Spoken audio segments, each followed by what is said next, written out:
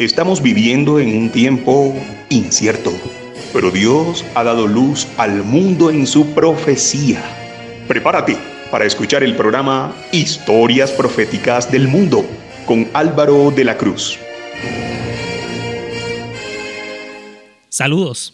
Invitamos a los que escuchen este programa y quieran ponerse en contacto con nosotros, dirigirse al WhatsApp más 57 321 296 59 56. Más 57 321 296 59 56.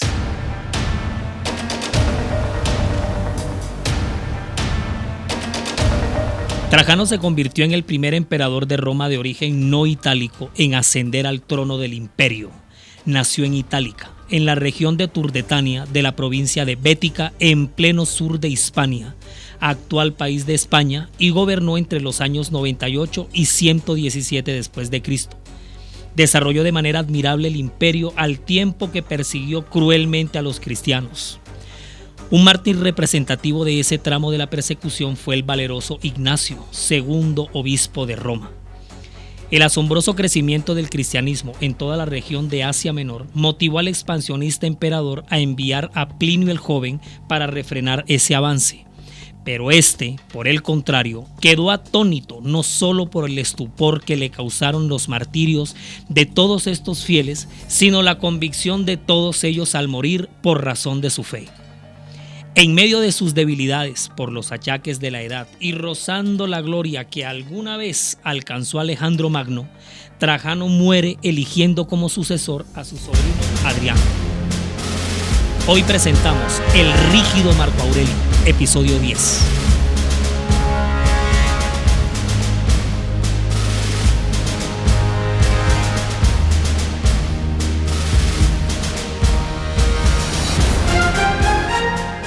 Prácticamente el gobierno de Adriano fue como una especie de extensión del gobierno de su tío Trajano. Manejó como una especie, como de segunda parte, como de lado B.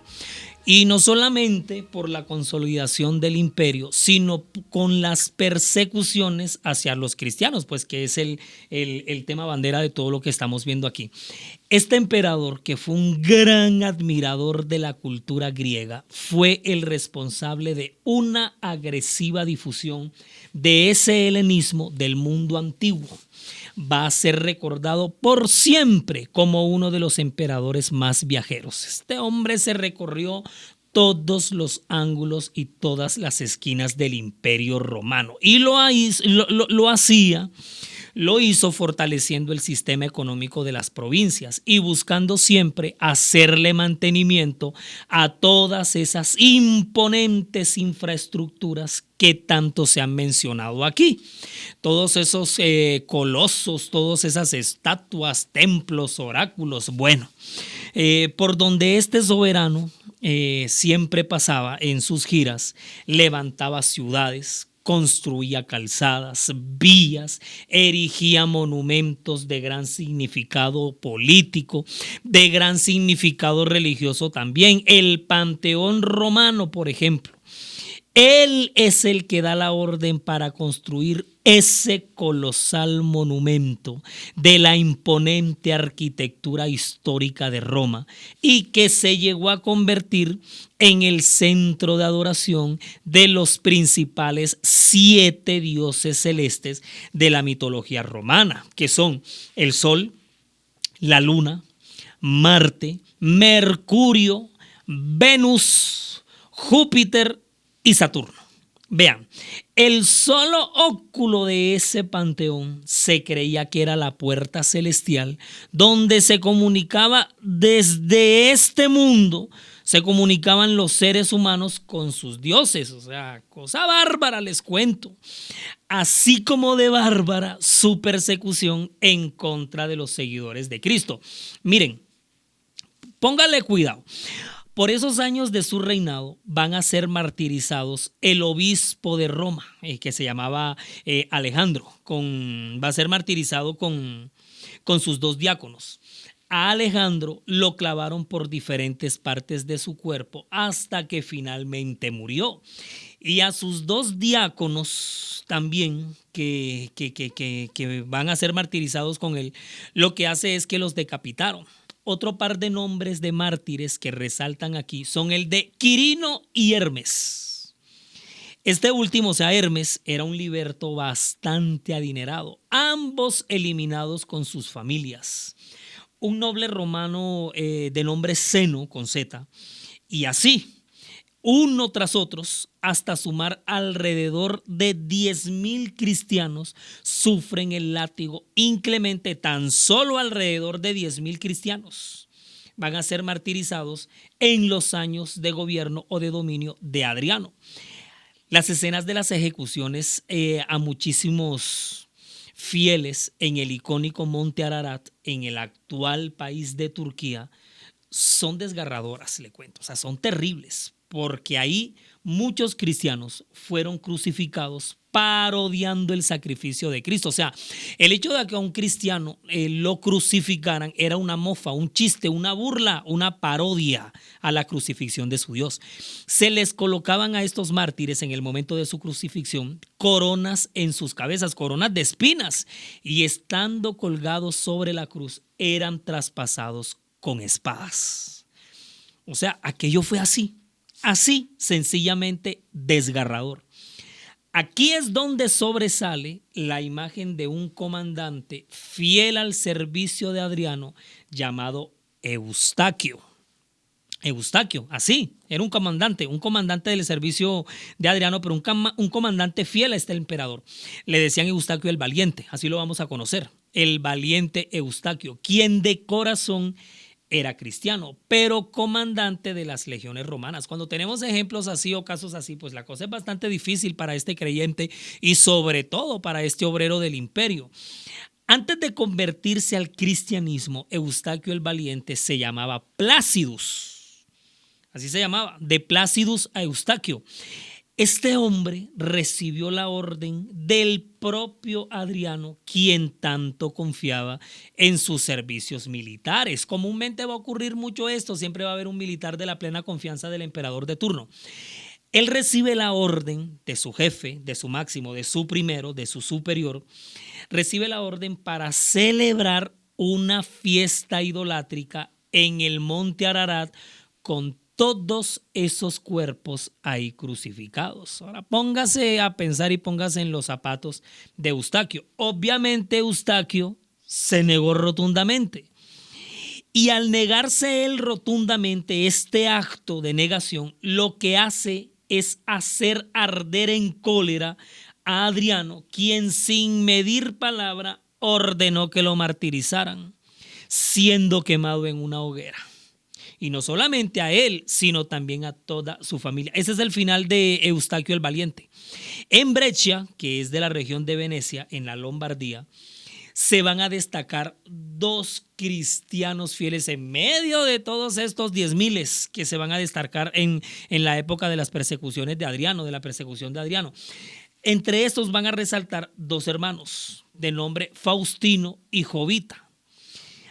Apolonio, así se llamaban los 2 hermanos cristianos fieles, Faustino y Jovita. Apolonio, quien era el obispo de Breccia, los había ordenado. A Faustino lo había ordenado como presbítero. Y a Jovita, Apolonio, en calidad de obispo de Breccia, lo había ordenado como diácono. Bueno, mira, estos 2 fieles padecieron con gran paciencia un largo sufrimiento hasta morir. O sea, el martirio de Faustino y Jovita es una cosa terrible. Su testimonio impactó tanto a Calocero, que era su carcelero, que éste se convirtió a Cristo y terminó siendo martirizado también al ser decapitado. Adriano estaba tan salido de control en su sanguinaria persecución, hasta que se levanta un osado cristiano a hacerle frente. Quadratus.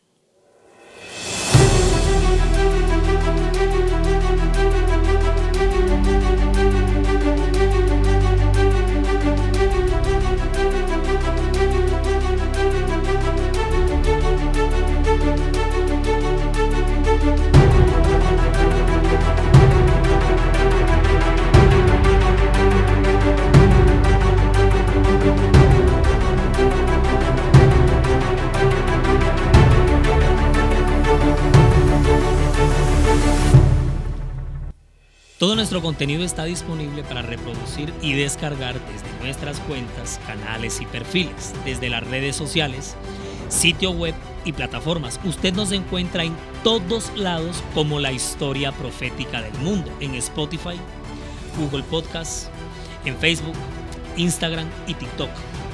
En YouTube, siga nuestro canal.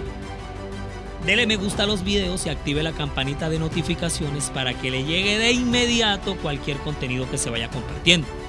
Nuestra página oficial en internet es www.lahistoriaprofeticadelmundo.com www.lahistoriaprofeticadelmundo.com. No deje de asomarse por la web. Siempre estamos publicando novedades. Siempre. En las historias proféticas del mundo estamos presentando la serie sobre las persecuciones del Imperio Romano. Esto que está escuchando usted en estos momentos es el episodio 10, fragmento 2. Estamos en la segunda parte del episodio 10. Estamos viendo en esta ocasión al rígido Marco Aurelio, rígido, recontrarrígido, donde antes de montarse en el poder, uno de sus antecesores, Adriano, sucesor de Trajano, se regaba en las más temibles y fieras crueldades en contra de los cristianos, cuando el obispo de Atenas, o sea, estaba desatado Adriano, matando a toda esta gente que les comentamos en el fragmento 1 y de la manera tan terrible como lo estaba haciendo, hasta que es el obispo de Atenas, obispo de los cristianos, de nombre Quadratus, cuando Quadratus escribe una tremenda defensa al emperador con toda la erudición y elocuencia posible, al punto que dejó boquiabierto al filósofo Arístides, ¿sí? Era también de Atenas, un filósofo, Arístides. Estos hechos tocaron a Adriano, tanto lo tocaron, lo sensibilizaron, que le llevaron a bajarle el acelerador a sus persecuciones. O sea, la cosa ayudó para bien, fue un gran favor aquí. Muy bien, Quadratus. Lo que pasa es que Quadratus era respetado por todos estos tiempos por la comunidad de fieles y también por la opinión pública. Y esta defensa que él le escribió a Adriano se conoce como la Apología de Quadratus. Así se llama. Y en ella, Quadratus, usted dirá, bueno, pero ¿y qué fue lo que le escribió? ¿De qué manera se defendió? ¿Y esta defensa cómo fue? ¿Y este documento qué fue lo que ocasionó en el corazón de Adriano, que le rebajó, le mandó a bajarle el acelerador a las persecuciones? Bueno, esa apología de Quadratus, ¿cómo la conocemos? Destacaba en sus líneas la capacidad de Cristo para hacer milagros duraderos, por ejemplo las curaciones, a diferencia de magos falsos que pretendían tener poderes sobrenaturales. Escuche un poquito, porque yo tengo la apología de Quadratus aquí descargada. Escúchelo un poquito, escuche con atención lo que a la letra dice un fragmento, un pedacito de esta apología, nada más les voy a leer. Abro comillas. Las obras, empero, de nuestro Salvador estuvieron siempre presentes, puesto que eran verdaderas. Lo que Él curó, lo que resucitó de entre los muertos, no fueron vistos solamente en el momento de ser curados y resucitados, sino que estuvieron siempre presentes. Y eso no solo mientras el Salvador vivía aquí abajo, sino aún después de su muerte, han sobrevivido mucho tiempo, de suerte que algunos de ellos han llegado hasta nuestros días. Cierro comillas. Mira, este Quadratus era un peso pesado, les quiero decir. De hecho, por algo él escribe esto. Y es que los padres de la iglesia, Jerónimo de Estridón y Eusebio de Cesarea, afirman que Quadratus fue discípulo de los apóstoles. Señores, eso es lo que afirman ellos dos, a mí no me crea. Es lo que ellos afirmaron y lo que dijeron siempre. Jerónimo de Estridón y Eusebio de Cesarea afirmaron que en sus registros que Quadratus fue discípulo de los apóstoles. Es más, el mismo Quadratus afirmaba haber escuchado a los apóstoles en sus disertaciones, en las plazas, en medio de su persecución. Él afirma que los escuchó con sus propios oídos en la segunda mitad del siglo I, cuando Cuadratus apenas era un jovencito.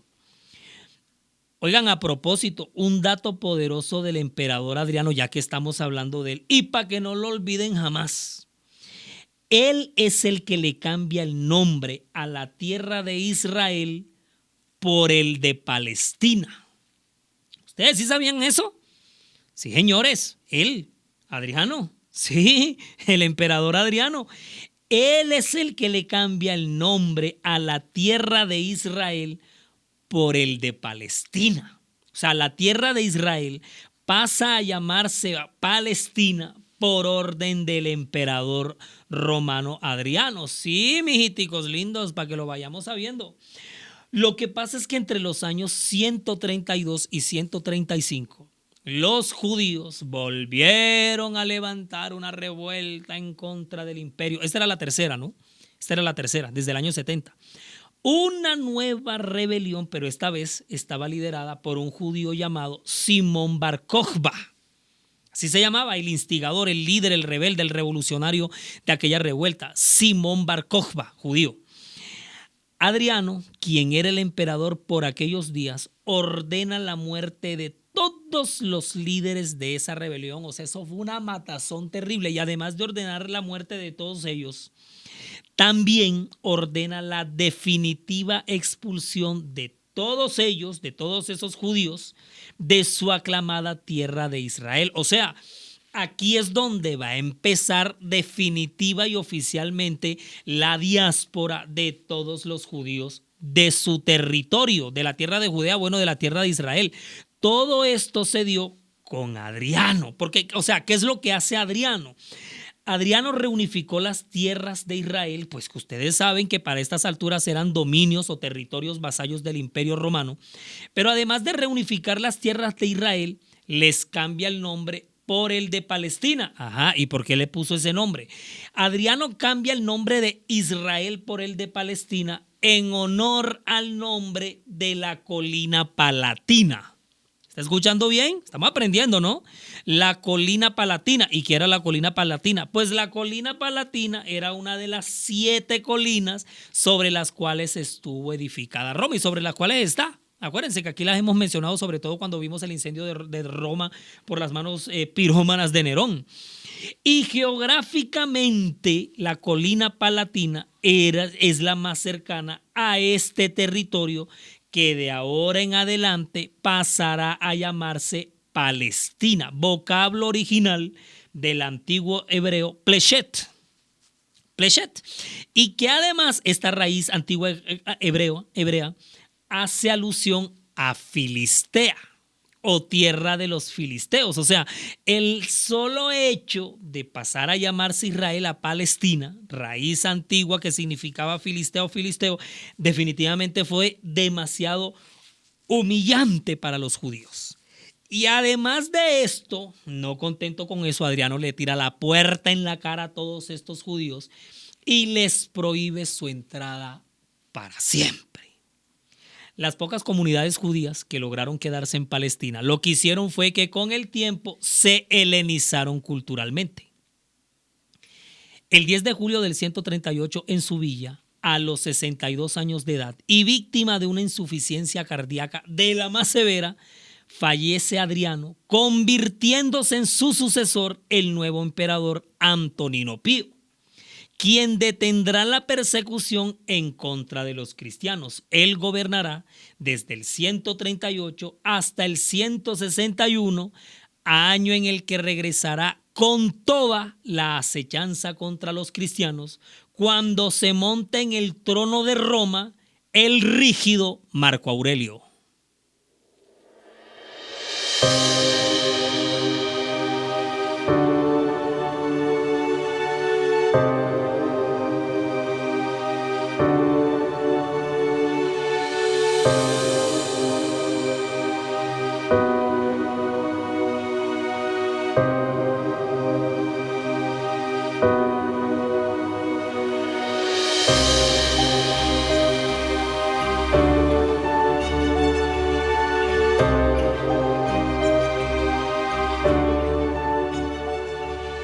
Miren, la persecución que van a sufrir los cristianos bajo el gobierno de Marco Aurelio va a ser la cuarta después de Nerón, Domiciano y Trajano, pues que ya hemos mencionado aquí. Esta persecución estalla en el 162 después de Cristo a manos del emperador Marco Aurelio, el que es considerado como el último de los 5 buenos emperadores que tuvo Roma en su historia, ya que logró establecer para las clases menos favorecidas del imperio, logró establecer escuelas, orfanatos, pudo establecer hospitales, alivió considerablemente la carga de los impuestos, reforzó la centralización de la administración del imperio, o sea, cosa buena, o sea, enhorabuena le llegó a Roma este emperador, realzó la importancia del Senado como organismo gubernamental, a pesar de que al mismo tiempo potencializó la autoridad imperial. Imagínense, se añadió más poder a sí mismo como emperador, o sea, que ahora goza de mayor legitimidad para dominar más. Un bárbaro este tipo. Sí, ese mismo. Estamos hablando de Marco Aurelio, nada más y nada menos.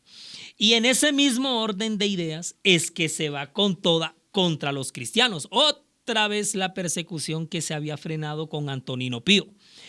Lo que pasa es que este hombre era de un temperamento supremamente rígido, por eso hemos bautizado este episodio así, el rígido Marco Aurelio. Y además de rígido, severo, muy severo, pero demasiado. Y a pesar de que era muy admirado por sus convicciones filosóficas, porque devoraba material sobre filosofía, o sea, pero con un hambre, Marco Aurelio va a ser un digno representante de la filosofía estoica.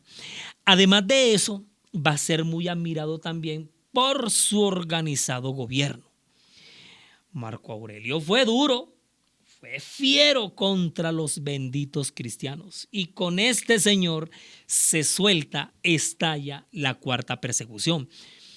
Las crueldades ejecutadas en esta persecución fueron de tal calibre que muchos de los espectadores se estremecían de honor al verlas y quedaban atónitos ante el valor de los sufrientes. Algunos de los mártires eran obligados a pasar con sus pies ya heridos sobre espinas, clavos, aguzadas conchas, etcétera, de todo tipo, puestos de punta. Otros eran azotados hasta que quedaban a la vista sus tendones y sus venas. Y después de haber sufrido los más atroces tormentos que pudieran inventarse, eran destruidos por las muertes más temibles. Así de literal lo registra Juan Fox en su valiosa obra que tanto hemos citado aquí, episodio tras episodio, el libro de los mártires. Esto que les acabo de comentar aquí lo leí literalmente de este libro, es un fragmento de este libro. Miren, la lista interminable de mártires cristianos que cayeron abatidos durante la persecución de Marco Aurelio lleva grabados nombres de piadosos fieles, tales como el joven Germánico, quien fue devorado por las fieras hambrientas, logrando la conversión de un grupo de paganos que presenciaron su tormentoso martirio. Policarpo, Policarpo, el venerable obispo de Esmirna, Policarpo, fue condenado por el procónsul de esa zona a morir quemado vivo en la plaza de mercado. Mira, la historia del martirio, de la muerte de este valiente, porque toda esta gente son valientes, de este seguidor de Cristo es alucinante. Imagínate, presta la atención. Imagínate que cuando lo atan a la estaca, a Policarpo, el procónsul lo retó diciéndole en la cara: te daré la libertad, te librarás de esto, si blasfemas contra Cristo. Así le dijo este atrevido. A lo que Policarpo, pues evidentemente le respondió: durante 86 años le he servido y nunca me ha hecho mal alguno. ¿Cómo voy yo a blasfemar contra mi rey que me ha salvado? Y a la voz de la orden de encenderse la hoguera, sí, porque enseguida dieron la orden y el procónsul mandó con sus verdugos a que le prendieran fuego a este rebelde. A la voz de la orden de encenderse la hoguera, las llamas rodearon su cuerpo como un arco. Sí, o sea, las llamas formaron como especie de un arco sin tocarlo. Imagínate tú, sin que las llamas lo tocaran. O sea, a mí no me creas, esto es lo que los registros históricos dicen. Entonces dieron orden al verdugo que lo traspasara con una espada, y cuando el soldado romano atraviesa el cuerpo de Policarpo con esa espada, oiga, fue tanta la cantidad de sangre que salió expulsada, disparada del cuerpo de Policarpo, fue tanta la cantidad de sangre que toda esa cantidad de sangre apagó el fuego que lo rodeaba. ¿Cómo vieron esa ahí? Háganme el bendito favor de explicarme esa. Sin embargo, hicieron todo lo posible por quemarlo. Y lo quemaron. Se llamaba Policarpo, mártir cristiano, obispo de Esmirna, en los años de Marco Aurelio, del rígido Marco Aurelio. Otros que murieron cruelmente quemados también fueron, en esta época, ¿no? Fueron Metrodoro y Pionio. Metrodoro era ministro y Pionio era un tremendo apologeta en Asia, en el continente asiático, más exactamente en Pergamópolis. Y ahí mismo también se van a dar los martirios de Carpo y Papilo, además el de una cristiana muy piadosa y fiel llamada Agatónica. Miren, les cuento que los días de horror que se habían detenido por unos años retornaron. El régimen perseguidor estaba de vuelta y Marco Aurelio se encargó que la paz fuera quitada de la tierra nuevamente. En todo su rigor cabalgaba suelto y libre el jinete del caballo bermejo del segundo sello del Apocalipsis.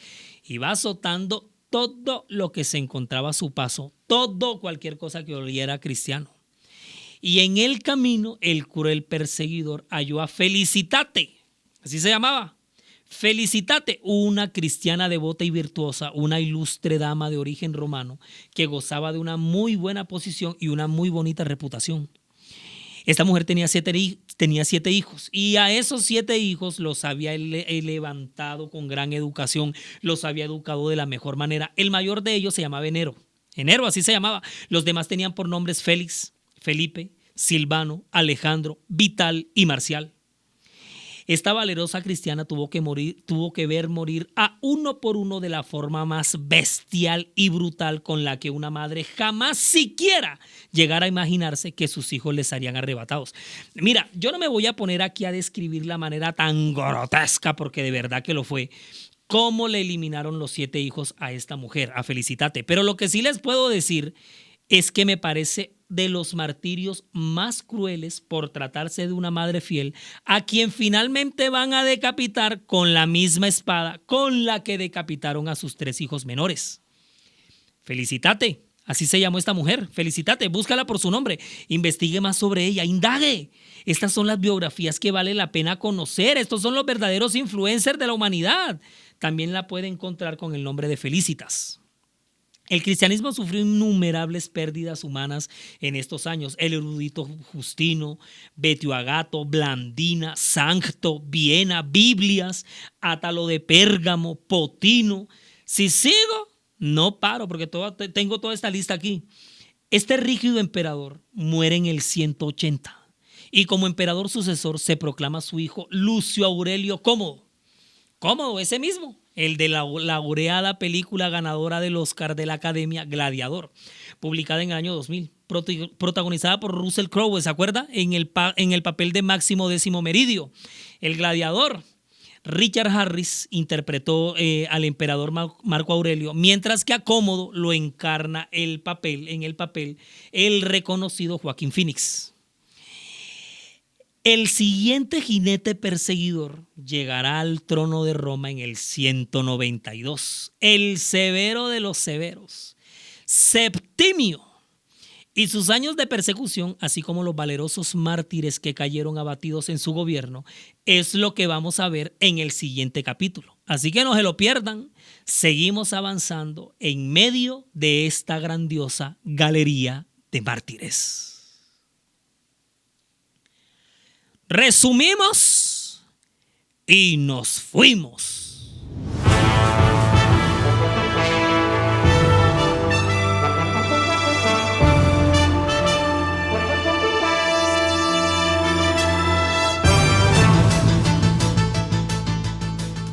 Uno, Adriano, sucesor de Trajano, enfrenta y disuelve la rebelión judía de Simón Bar Kokhba, expulsa a los judíos de la tierra de Israel, a la cual le cambia el nombre por el de Palestina. 2.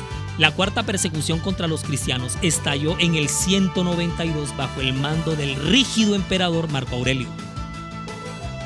3. La fiel cristiana Felicitati presencia el martirio de sus 7 hijos para luego ser ella quien finalmente sea eliminada. 4. Policarpo, obispo de Esmirna, muere en la hoguera de una manera extraña y asombrosa. Otro testimonio de vida entre todos estos miles de fieles. 5. Avanzando uno a uno en esta lista interminable de héroes y heroínas de la verdad en la temible época de las persecuciones del Imperio Romano, en la producción audiovisual May Vanegas relata para ustedes Álvaro de la Cruz. Y para todos, un feliz día.